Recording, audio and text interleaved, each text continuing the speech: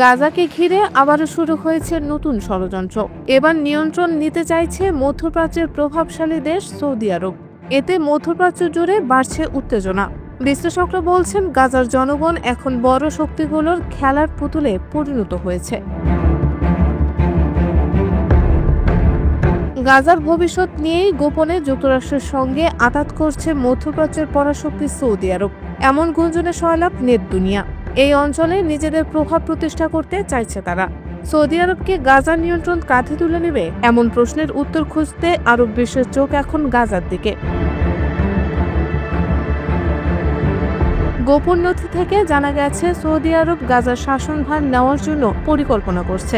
Middle east আইয়ের প্রতিবেদনে বলা হয়েছে, তারা জেরুজালেমকে রাজধানী হিসেবে ধরে সেখানে নিজের সরকার প্রতিষ্ঠা করতে চায়। সৌদি আরব চায় গাজার মাহমুদ আব্বাসের নেতৃত্বে প্যালেস্টাইন অথরিটি বা পিএ সরকার প্রতিষ্ঠা করা। এজন্য তারা পিএকে অর্থনৈতিক, লজিস্টিক ও প্রযুক্তিগত সহায়তা দিতে প্রস্তুত। পাশাপাশি রিয়াদ হামাসকে যে কোনো মূল্যে নিরস্ত্র করতে এবং রাজনৈতিকভাবে প্রভাবশূন্য করতে চায়। সৌদি আরব হামাসকে অস্থিরতা সৃষ্টিকারী শক্তি হিসেবে দেখছে। গাজায় স্থিতিশীলতা ফিরিয়ে আনার জন্য আন্তর্জাতিক শান্তিরক্ষী বাহিনী গঠন করতে চাইছে সৌদি আরব। বাহিনীতে থাকবে মুসলিম দেশগুলোর সেনা এবং এর নেতৃত্ব দেবে সৌদি সেনারা।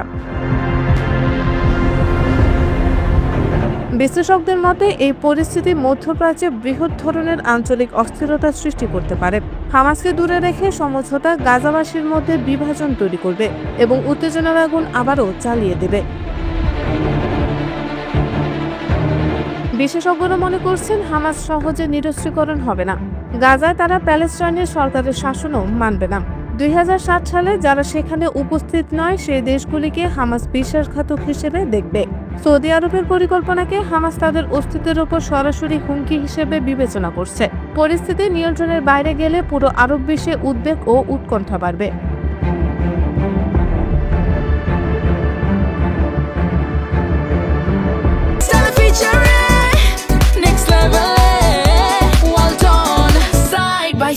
Free